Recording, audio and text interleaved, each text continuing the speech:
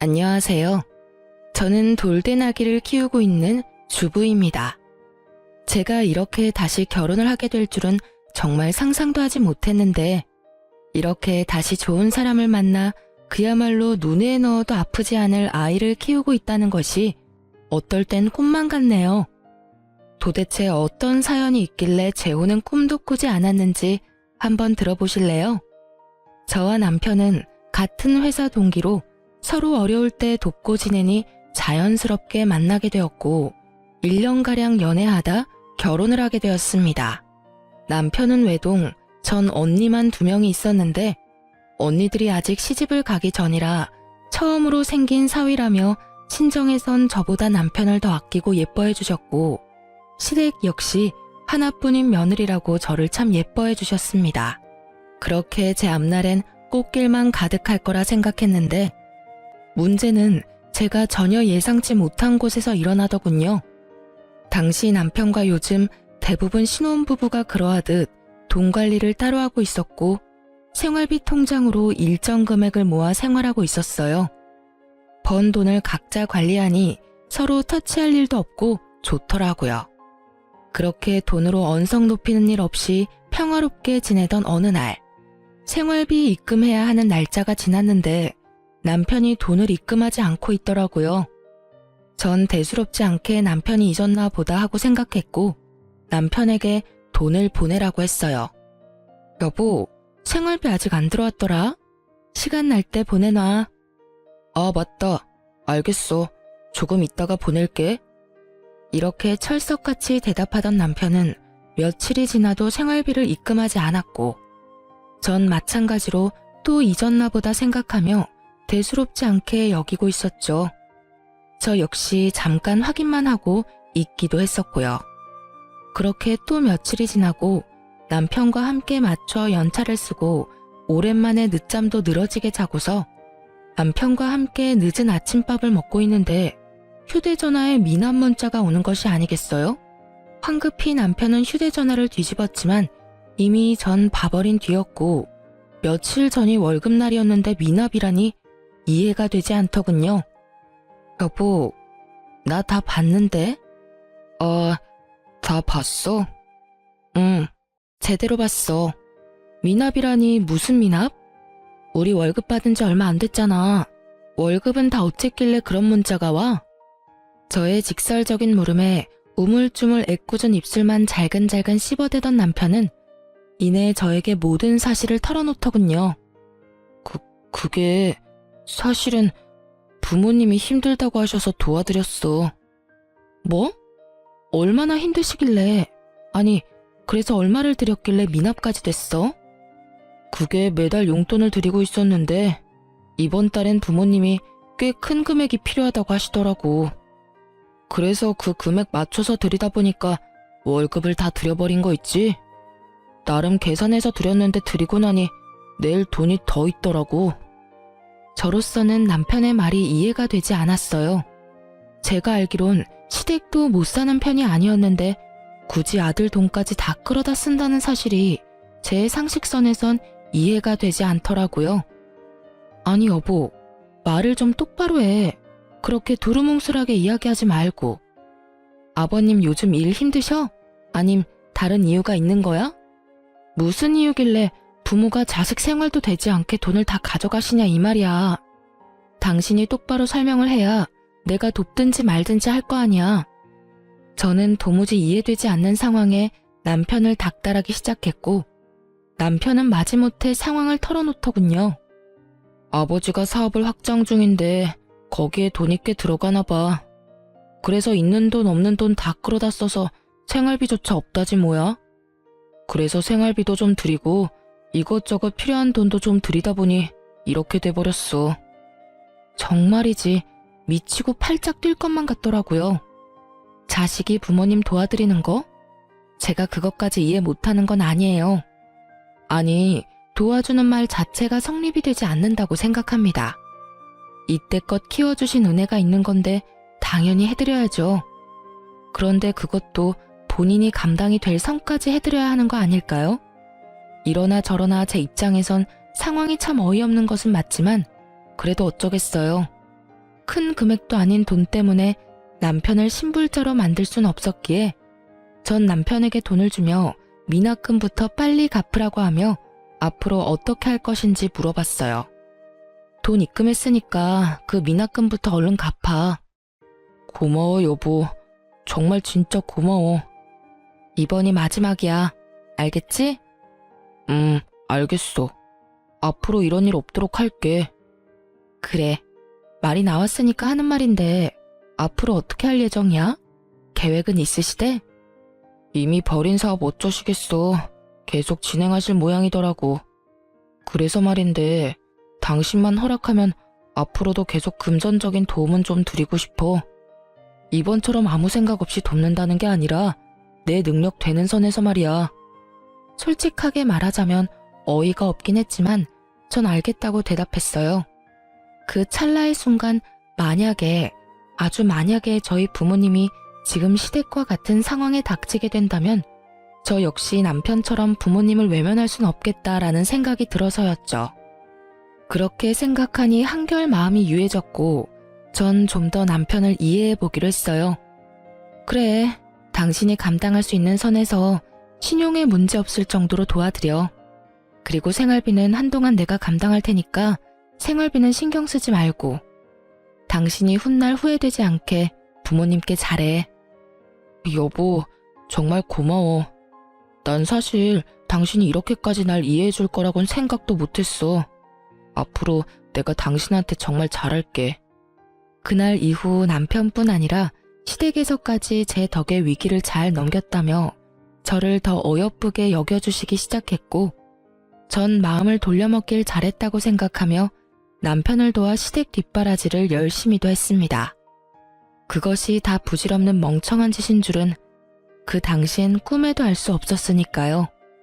제가 시댁 일에 힘을 보태고 있던 그 순간 생각지도 못했던 일들이 친정에 일어나고 있었더군요. 그건 다름 아닌 아빠의 회사가 예기치 못하게 부도 위기에 놓이게 되고 엎친 데 덮친 격이라고 아빠마저 쓰러지셨던 것이었어요.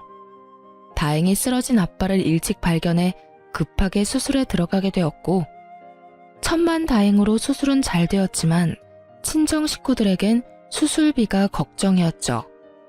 부도를 막느라 언니들이 모은 돈과 언니들의 집까지 쏘아부었던 터라 수술비를 마련하긴 힘든 상황이었던 것이었어요. 시집을 간 저에게까지 손을 빌리고 싶지 않았던 부모님은 이 모든 사실을 비밀로 하고 있었고 아무리 노력해도 돈을 구할 수 없었던 첫째 언니는 결국 저에게 전화를 걸어 모든 사실을 털어놓게 되었던 거죠. 언니, 목소리가 왜 이렇게 안 좋아? 무슨 일 있어? 그게 말이야. 사실은 아빠가 쓰러지셔서 수술을 했는데 입이 안 떨어진다 정말. 뭐? 아빠가 쓰러지셨다고? 언제? 왜 나한테 말 안 했어? 그래서 수술은 어떻게 됐는데? 잘 안 됐어? 아빠 위독하셔? 아니, 수술은 잘 됐는데 수술비가 없어. 사실은 아빠 회사가 힘들어서 나나 둘째나 모은 돈이고 집이고 팔아서 아빠 보태드렸거든. 그래서 부도는 겨우 막았는데 수술비를 낼 돈이... 그런 이야기를 왜 이제서야 말해? 내가 정말 못 살아. 우린 너 시집도 갔고 이제 너도 네 가정이 있는 건데 괜히 이런 일까지 신경 쓰게 하고 싶지 않아서 그랬지. 그런 말이 어디 있어. 시집 가면 가족이었던 사람이 가족이 아닌 게 돼? 일단 수술비는 내가 당연히 마련할 테니까 수술비 걱정은 하지도 말고 있어. 앞으로 이런 일 있으면 바로 연락하고. 그래, 고맙다. 우리 막둥이가 언제 커서 이렇게 든든해졌나 몰라. 나 옛날에 다 커서 시집도 왔거든? 그러니까 언니도 걱정하지 말고 좀 잠이나 좀 자. 보나마나 잠도 한숨 못 잤을 텐데 내일은 내가 가볼게. 그래, 덕분에 오늘은 발 뻗고 푹 잘 수 있겠다. 그럼 내일 봐. 언니와의 통화를 끝낸 저는 가족들이 막막했을 생각을 하니 눈물이 다 나려고 하더군요. 시댁을 신경 쓰느라 친정에 무심했던 제가 한심하기도 했고요. 이런저런 생각들로 눈물이 고이려는 그때 옆에서 모든 말을 듣고 있던 남편이 다짜고짜 저를 붙잡고 화를 내기 시작했어요. 왜 그 돈을 당신이 내? 뭐?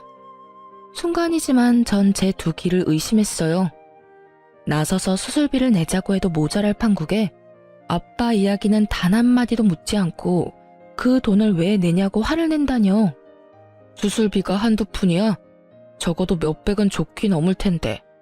우리가 지금 그런 돈이 어디 있어. 당신 지금 고작 몇백이 아까워서 이러는 거야? 당신도 방금 옆에서 다 들었잖아. 지금 우리 친정 상황이 어떤지. 있으면 좋은 돈이 아니라 있어야만 하는 돈이라는 거 다 알면서 지금 그런 말이 나와? 알지, 아는데 당신도 잘 알잖아. 지금 우리 부모님도 자금난에 허덕여서 우리가 보탬이 돼야 하는데 장인어른 수술비까지 들이면 어떻게 해? 차라리 그 돈으로 우리 부모님을 도와주면 더 좋잖아. 이 무슨 정신 나간 소리인지 모르겠더라고요. 남편놈은 지금 자신의 입으로 얼마나 미친 소리를 해대는지 모르는 듯 잔뜩 찌푸린 미간이 참도 당당하더군요. 당신 말 잘했다.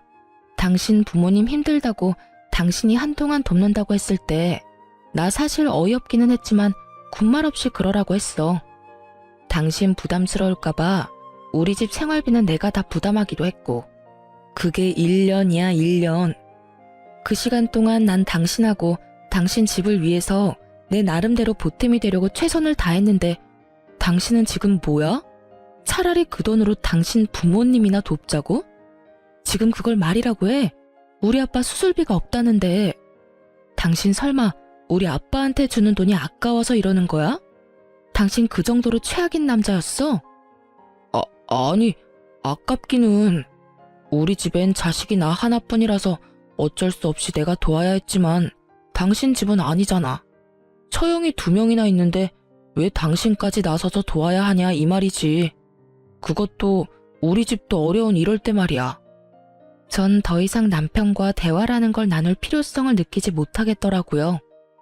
언니들은 자신의 집까지 팔아서 집안의 보탬이 되었다고 말하며 설득할 힘도 없었고요. 다 됐고 당신이 당신 돈으로 시댁 도왔듯이 나도 내가 모은 돈으로 아빠 수술비 드릴 테니까 상관하지 마. 그게 왜 당신 돈이야? 그건 부부 돈이지. 정신 차려. 그게 왜 부부 돈이야? 그건 엄연히 내가 벌어서 나 혼자 모은 내 돈이야. 이런 말 하는 거 치사해서 하기 싫었는데 당신이 당신 돈으로 뭘 하든 당신한테 아무 말 안 했으니까 당신도 내 돈으로 이래라 저래라 입대지 마. 신경도 쓰지 말라고. 알겠어? 제 말에 남편은 입을 꾹 다물고 저를 노려보더라고요.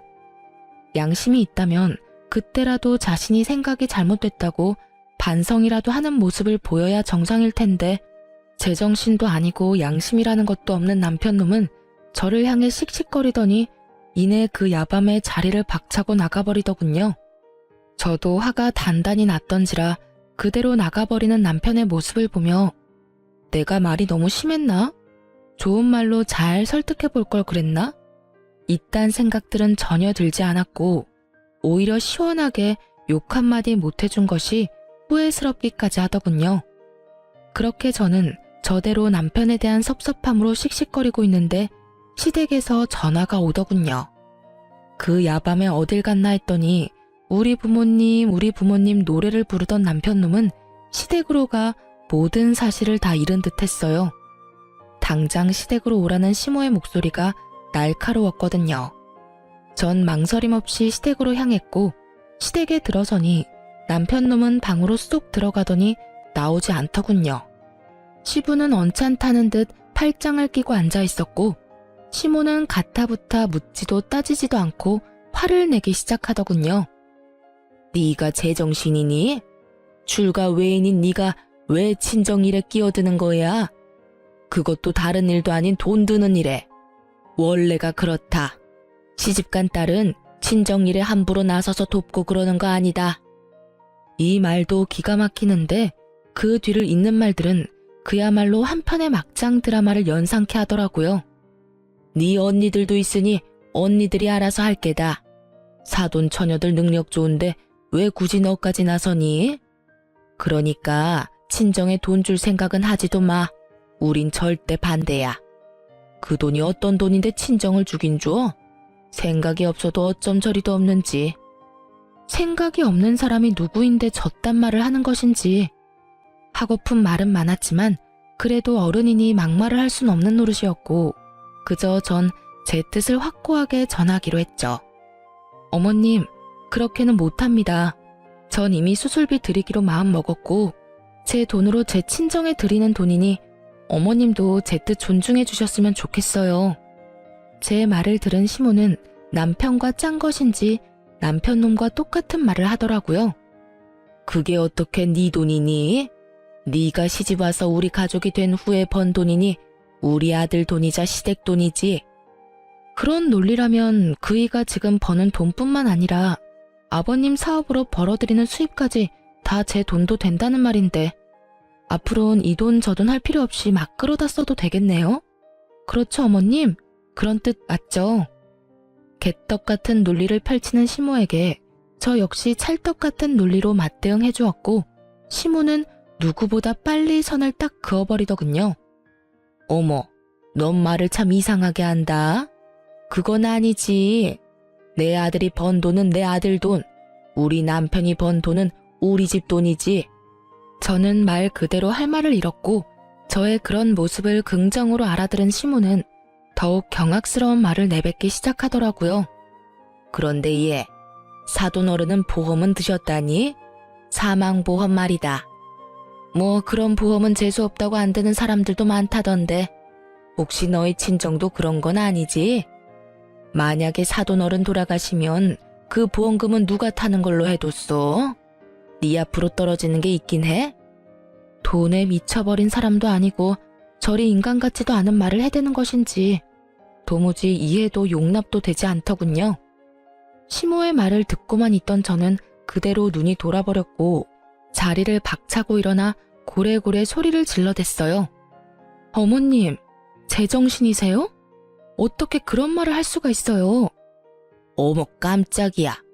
내가 무슨 말을 했다고 이렇게 화를 내니? 버젓이 수술 잘 끝내고 회복하고 있는 사람한테 사망보험금이라뇨? 저한테 떨어지는 돈은 왜 궁금하신데요? 그게 정상적인 사고를 가진 사람이 할 말이에요? 저의 고함에 시모는 너무 놀란 나머지 꿀먹은 벙어리가 되었고 이때껏 방에 숨어 콧배기도 보이지 않던 남편놈이 뛰어나와 저에게 화를 내기 시작하더군요. 너 미쳤어? 누구한테 소리를 질러 지르기는. 이게 뭐 하는 짓이야? 내가 가만히 있게 생겼어? 멀쩡하게 잘 살아있는 사람 사망보험금이 어쩌고 저쩌고 저째? 그런 말을 듣고 가만히 있는 사람이 어디 있어? 뭐 그거 가지고 그래. 죽으라고 고사를 지낸 것도 아니고. 궁금하시면 물어보실 수도 있지. 나도 궁금하다. 그래서 장인어른은 사망보험금은 드셨대? 드셨지? 이때 제 기분이 어땠는 줄 아세요? 하하하, 딱 웃음이 나더라고요. 미쳐버린 인간들 사이에서 있으니 실성을 해버릴 것만 같아서요. 전 눈을 반짝이며 물어오는 남편의 면상을 그대로 주먹으로 때려버렸고 저에게 제대로 한 방 먹은 남편놈과 시모는 저에게 득달같이 달려들어 화를 내더군요. 당신 지금 나 때린 거야? 그것도 주먹으로? 이게 무슨 짓이야? 너 미쳤니? 네가 감히 내 아들을 때려? 야, 발로 확 걷어차서 남자 구실 못하게 만들려다가 많이 참고 참아서 주먹으로 끝낸 줄 알아. 그리고 어머님, 제가 이런 말까지 듣고도 가만히 있을 거라 생각했어요? 멀쩡히 잘 살아있는 내 부모 목숨 가지고 함부로 말하는 인간, 뺨 한 대 정도는 때려줘야죠. 생각 같아선 어머님 역시 가만두고 싶지 않은데 그래도 어른이라 참고 또 참는 거니 괜히 건드리지 마세요. 전 그대로 시댁을 빠져나와 집으로 돌아왔고 이혼밖에 답이 없다는 결론을 내렸어요. 사연을 들어보니 다른 분들은 휴대전화의 녹음 기능을 알차게도 잘 사용하던데 전 왜 조금 전 그 모든 경악스러운 상황들을 놓쳐버렸는지 한스럽기까지 하더군요. 언제까지 한탄만 할 수도 없는 노릇이었던 전 이제라도 모든 상황을 녹음하기로 했고 저의 예상대로 뒤이어 집으로 돌아온 남편은 저를 향해 막말을 쏟아내기 시작하더군요. 이런 미친 게 어디서 감히 남편을 때려? 너 이거 내가 경찰에 신고하면 너 깜빵에 갈 수도 있는데 내가 그간의 정을 생각해서 참는 거야. 알겠어? 어차피 오늘 내일 하는 노인네 사망보험금 들었냐고 묻는 게 뭐 큰 잘못이라고. 시어머니한테 화를 내지를 않나. 남편을 때리지를 않나. 내 살다 너같이 기센 년은 보다 처음 본다. 그리고 내가 나 혼자 잘 먹고 잘 살자고 그런 말 했어? 말이야 바른 말이라고. 사망보험금 나오면 너도 욕심날 거 아니야. 그 돈이 적은 돈도 아닐 테고 적어도 억 단위는 될 텐데 그 돈이면 우리 집 사업도 무리 없이 진행될 테고 그러면 나만 좋아? 우리 모두 좋은 일이라고 그게. 이 뒤론 헛소리와 함께 입에 담지도 못할 욕들이 쏟아져 나오더군요. 전 말 같지도 않은 말에 아무런 대꾸도 하지 않았고 그렇게 한참을 쏟아내던 남편은 짐까지 싸서 집을 나가버렸습니다. 저와의 사이가 손 쓸 수도 없이 나빠진 남편놈이 나가서 할 짓이라곤 뻔했고 전 날이 밝자마자 남편에게 사람을 붙였어요. 역시는 역시더군요. 아직 이혼하자는 말조차도 나오지 않았는데 남편놈은 유흥업소를 제 집 드나들듯 출석 도장을 찍으며 온갖 더럽고 추잡한 짓은 다 하고 돌아다녔고 전 끝까지 제 믿음을 저버리지 않은 남편놈 덕에 수월하게 이혼을 준비할 수 있었죠. 그렇게 차근히 이혼을 준비하는데 시모가 집으로 찾아왔더라고요. 당시 남편 꼴도 보기 싫고 이혼도 준비했어야 했기에 회사 측에 양해를 구하고 휴직 중이었고 제가 집에서 쉬고 있다는 소식을 전해들은 시모가 아침 일찍부터 저에게 따지려고 들이닥쳤던 것이었어요. 무슨 일이세요? 저는 딱히 할 말이 없는데요. 내가 할 말이 있어서 왔다. 너 도대체 언제까지 이럴 거니? 뭐가 불만이라서 남편까지 쫓아내고 이 난리를 치니? 어머님, 제가 쫓아낸 게 아니라 자기 발로 자기가 나갔고요. 제가 왜 이러는지는 누구보다 어머님이 더 잘 알 테고요. 더 할 말 있으세요? 뭐, 그 보험금 좀 물어봤다고 이 난리인 거니? 사람은 다 죽게 돼 있어. 어차피 죽을 사람 사망보험금에 대해서 좀 물어본 게 뭐 그리 큰 죄라고 이렇게 뒤끝을 부리는 게야? 그러면 어머님은 사망보험금은 드셨어요? 어머님도 어차피 죽을 건데요. 이혼을 마음먹으니 전 못할 말이 없었고 막상 자신이 그런 말을 듣게 되자 화가 머리끝까지 난 시모는 갖은 욕을 하며 저를 밀쳐대더라고요. 더는 참지 않기로 한 저는 그런 시모의 손을 인정사정 볼 것 없이 뿌리쳐버렸어요. 뭐가 어쩌고 저째? 이런 미친년이 어디서 그런 재수없는 말을 입에 담는 거야? 지금 기분이 어때요? 더럽죠? 재수없죠? 지금 느끼는 그 기분 저도 그대로 느꼈어요. 이제야 제 기분이 어땠을지 알겠어요? 너랑 나랑 같니? 그건 엄연히 다른 경우 다른 문제라고. 아휴, 다 필요 없고 이제라도 마음 돌려 먹어라. 네가 수술비 따윈 주지 말고 무릎 꿇고 잘못했다고 싹싹 빌면 이혼만은 하지 않도록 도와주마. 너 지금 내 아들한테 이혼당하게 생겼어. 알고는 있니? 들어보니 친정에서 하던 사업도 부도 직전이라고 들었는데 그런 친정하고 연락하고 지내면 뭐하니? 너한테 빌붙기밖에 더해. 그러니까 친정하고는 이참에 영 끊어버리고 우리한테 납작 엎드려서 살란 말이야. 내가 내 아들은 잘 설득해 줄 테니. 이혼하라고 하면 누가 겁이라도 낼 거라고 생각했는지 남편을 설득해 준다고 하며 시모는 있는 유세 없는 유세는 다 부려댔고 그 모습을 지켜보던 전 코웃음이 다 나더군요. 그럴 필요 없어요. 이미 수술비만 아니라 그동안 알뜰살뜰 모았던 돈 다 드렸거든요. 덕분에 퇴원도 잘하셨고 부도 위기도 잘 넘겼다고 하시더라고요. 전 밝게 웃으며 말을 했고 제 말을 듣던 시모는 자리에서 벌떡 일어나더니 역정을 내기 시작했어요. 너 정말 미쳤니? 그 돈이 어떤 돈인데? 그걸 나하고 한마디 상의도 없이 친정에다 다 갖다 바쳐? 그 돈이 어떤 돈이긴요? 제 힘으로 번 제 돈이죠. 제 힘으로 번 제 돈을 쓰는데 어머님이랑 상의까지 할 필요는 없지 않을까요? 뭐라고? 내가 저번에도 말했잖니? 그건 네 돈이 아니라고. 아니요. 정확히 그 돈은 내 돈이고요. 그건 어머님이 아무리 우기고 난리를 부려도 변하지 않는 사실이에요. 혹시 더 할 말 있으세요? 전 없어서 그러는데 이만 가주시겠어요? 제가 좀 바빠서요. 한마디도 지지 않고 맞서는 저의 태도에 약이 오를 대로 오른 시모는 저를 향해 손을 치켜들었고 전 그 손을 재빠르게 낚아채 그대로 뿌리쳐버렸어요. 제 몸에 또다시 손대는 날엔 어머님이고 나발이고 경찰에 확 신고해버릴 테니 그런 줄 아세요. 악에 바친 저의 통보에 시모는 뒷걸음질 치며 도망가려고 하더군요. 전 그런 시모를 붙잡고 진작 싸뒀던 남편놈의 남은 짐들을 던지며 당장 가지고 가라고 말했고 시모는 왜 이걸 자신을 주냐며 또다시 어이없는 말들을 쏟아내더군요. 나가야 할 사람이 누군데 이걸 챙겨줘? 지금까지야 이혼만큼은 아니라는 생각에 그냥 뒀지만 지금은 아니지 않니? 너도 결혼 생활 유지할 생각 없는 것 같고 나도 너 같으면 내 며느리 자리에 계속 두기 싫다. 그러니 이 집에서 나가야 할 사람은 내 아들이 아니라 너지. 지금 당장 내 아들 집에서 나가. 아는 것이라곤 하나도 없는 시모는 참 당당하게도 저에게 오라가라 하며 큰 소리를 쳐댔고 전 그런 시모에게 통쾌한 한마디를 해주고선 시모를 내쫓아 버렸습니다. 아줌마, 당연히 알고 있다고 생각했는데 모르고 있는 듯하니 내가 친절히 말해줄게요.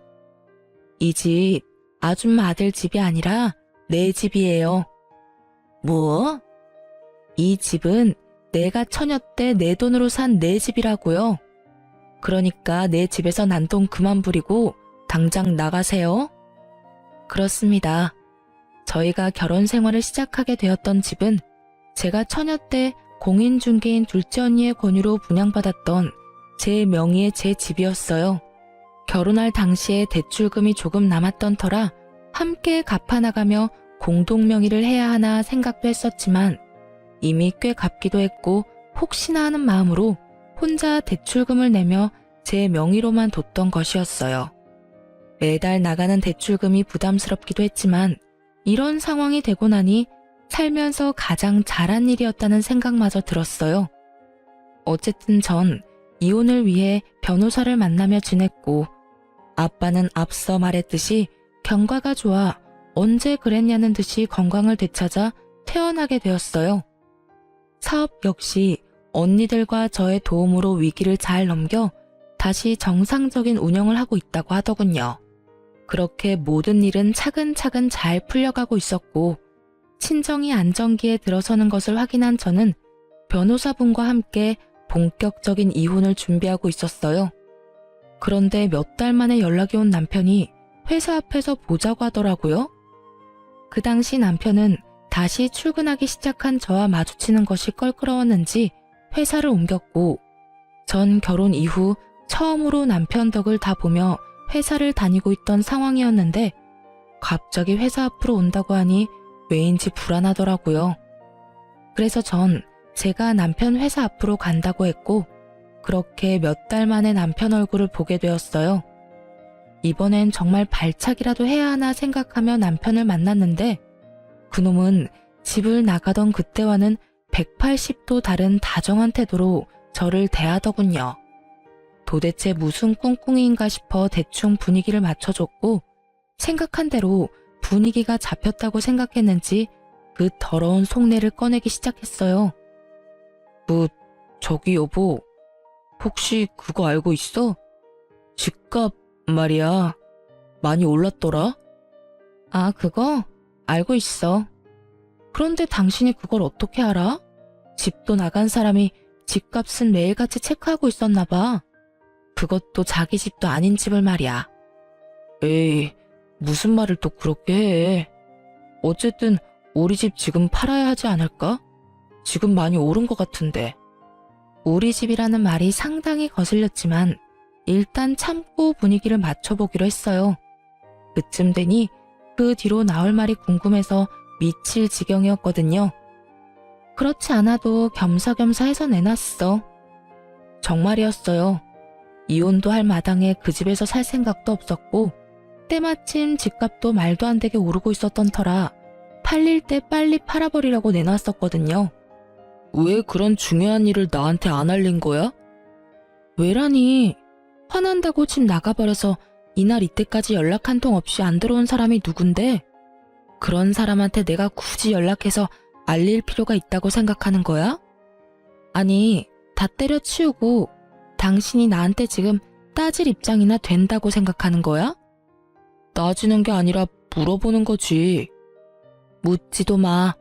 어차피 그 집 당신 집 아니고 내 돈으로 산 내 집인데 당신이 무슨 권리로 궁금해해? 관심 꺼주라 제발. 싸움의 시작부터 끝까지 그 무슨 도돌이표 같은 상황과 대화인지 남편 놈은 제 말에 화가 난 듯해 보였지만 애써 그 화를 누르며 가짠치도 않은 연기를 펼치기 시작하더군요.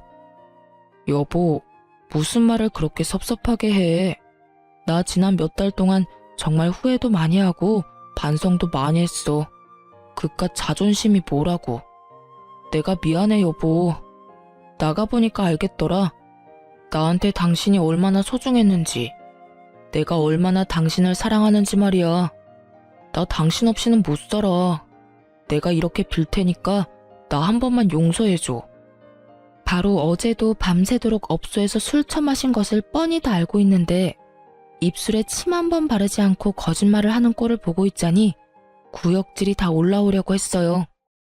남편은 잡을 분위기는 다 잡았는지 제 손을 꽉 잡으며 드디어 기다리고 기다리던 말을 꺼내기 시작했어요. 여보, 그러지 말고 우리 다시 잘 살아보자, 응? 사실 요즘 나 조금 힘들어. 당신도 알고 있지? 우리 집 좀 힘들었던 거. 좀 나아진다 싶더니 요즘 또 많이 힘든 것 같더라고. 그래서 말인데 그 집 팔고 나면 그 돈 우리 부모님께 드리고 우린 새 출발한다고 생각하고 우리 부모님 댁에 들어가서 사는 건 어때? 부모님께 잘 말씀드렸더니 흔쾌히 알겠다고 해주시더라고. 엄마도 걱정하지 마. 지난 날은 다 잊고 잘 지내보자고 하시더라. 그놈의 돈이 뭔지 결국 또 돈 이야기더군요. 돈을 싸들고 와서 다시 살자고 해도 받아줄까 말까 한데 돈을 내놓고 시댁으로 합가까지 하자니 더는 입씨름할 가치도 없었고 전 모든 말을 다 무시하고 준비해왔던 이혼 서류를 내밀었어요. 이게 뭐야? 이혼? 지금 우리 이혼하자고? 그래, 제정신은 아닌 것 같은데 글자는 잘 읽네. 보시다시피 이혼 서류야. 우리 이혼하자. 이혼은 무슨 이혼이야. 우리가 왜 이혼해? 난 당신이랑 절대로 이혼 못해. 우리가 이혼할 이유가 없잖아. 이혼할 이유가 이렇게나 많은데 이혼할 이유가 없다고? 내가 너 집 나가서 무슨 짓 하고 돌아다녔는지 다 알고 있어.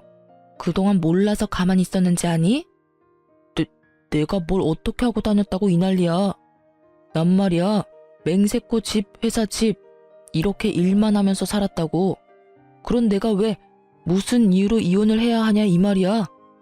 역정을 내며 이유를 들먹이는 남편에게 전 그간 모았던 사진들을 건넸고 사진을 건네받은 남편이 바들바들 떨며 되지도 않는 변명을 늘어놓는 순간 전 바로 다음 증거를 준비했어요.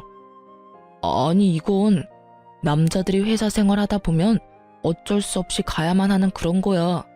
그래, 접대. 접대를 잘해야 앞날이 평탄한 거 당신도 잘 알잖아. 내가 가고 싶어서 간 게 절대로 아니고 어쩔 수 없이, 정말 어쩔 수 없이 질질 끌려간 거라고. 어쩔 수 없이? 접대? 넌 접대하는 인간이 매일 밤마다 혼자서 세상을 다 가진 미소로 이딴 데나 들락날락하냐?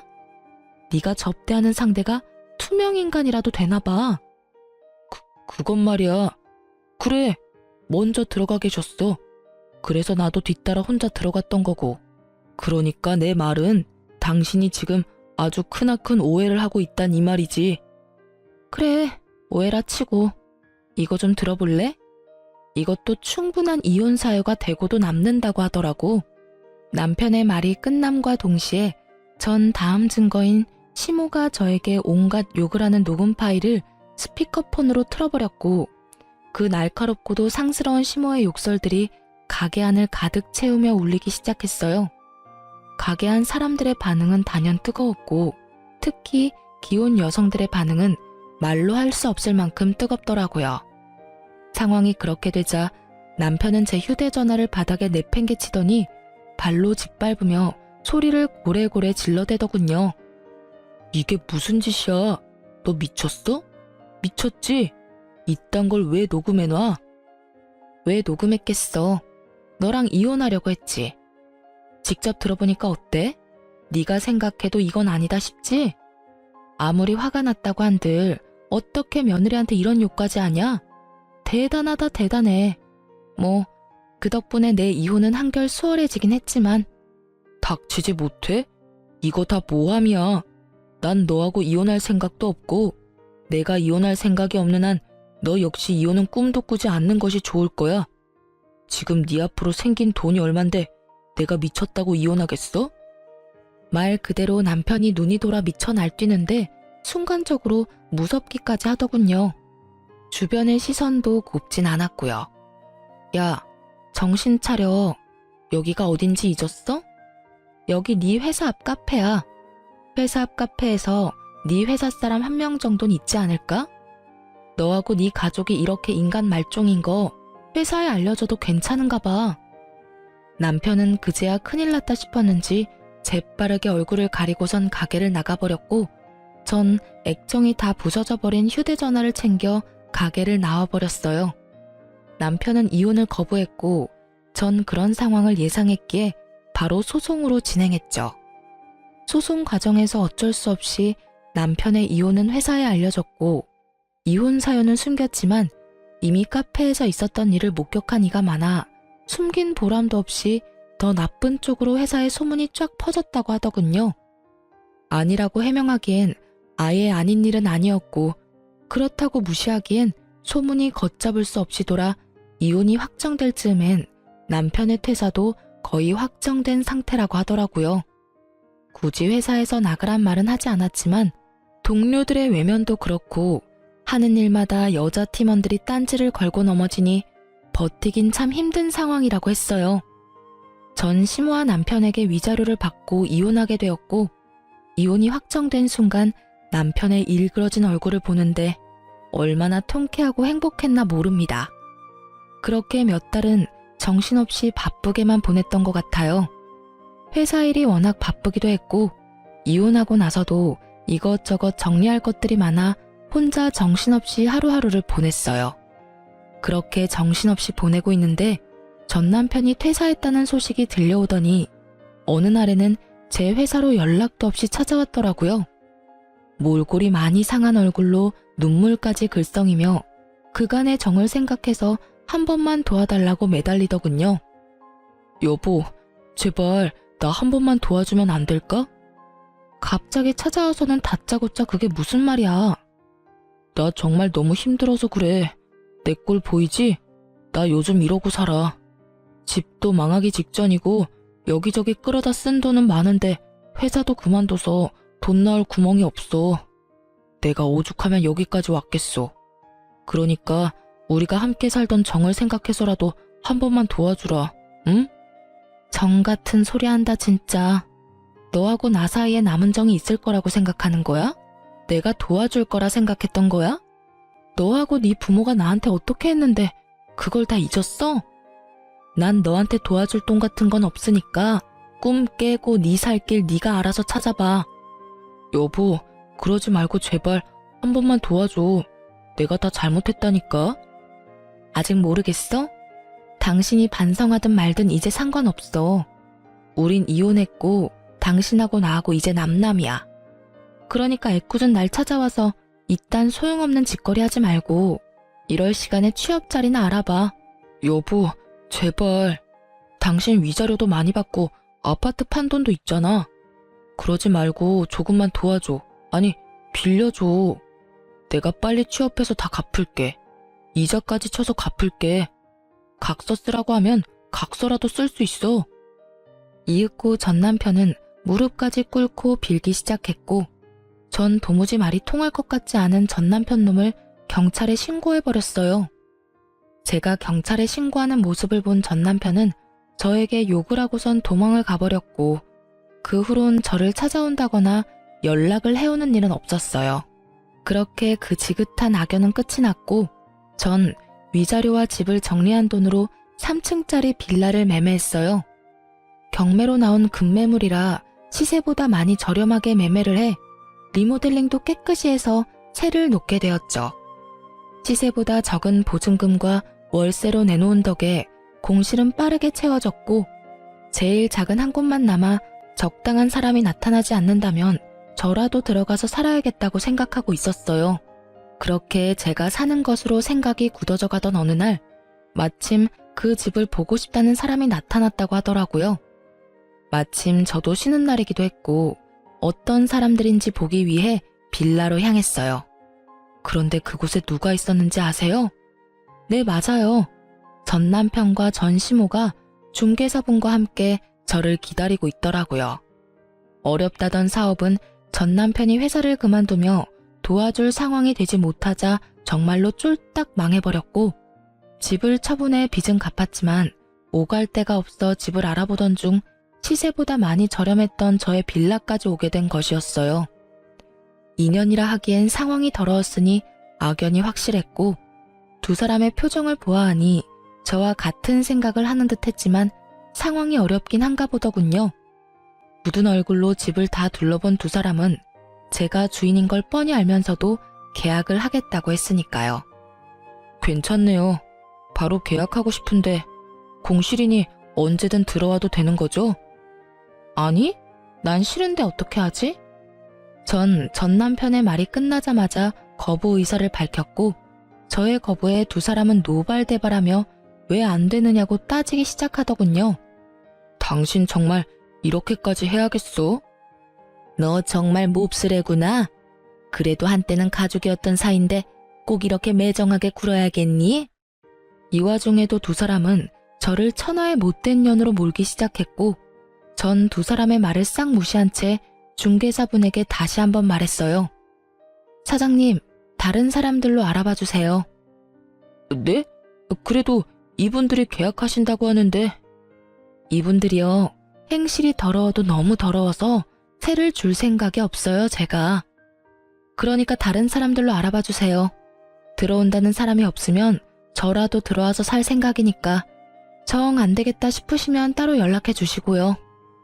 충분히 의사를 밝힌 저는 자리를 벗어나려고 했고 그 순간 전 남편이 급하게 저를 붙잡으며 무릎까지 꿇고 애원을 하기 시작하더군요.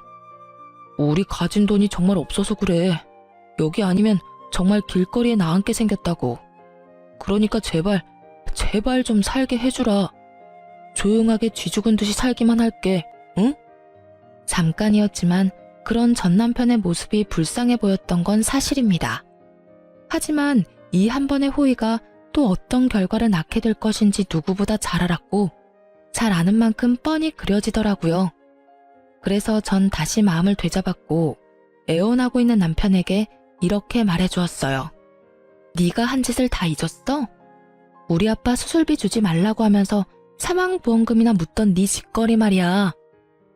그건 내 생각이 짧았어. 그땐 우리 다 힘들었잖아.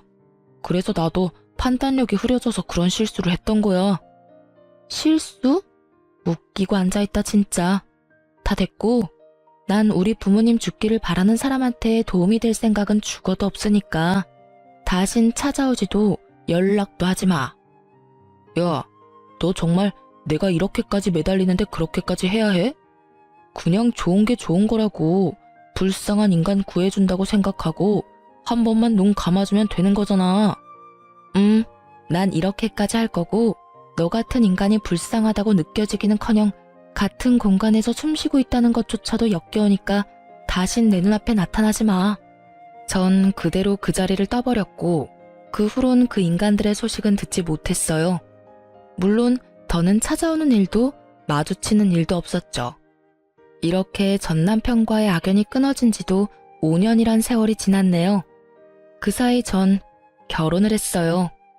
다시 재혼을 마음먹기까지 고민도 많이 하고 도망치기도 했었는데 그런 저를 끝까지 기다려주며 한결같은 마음을 쏟아준 멋진 남자와 결혼해 잘 살고 있습니다.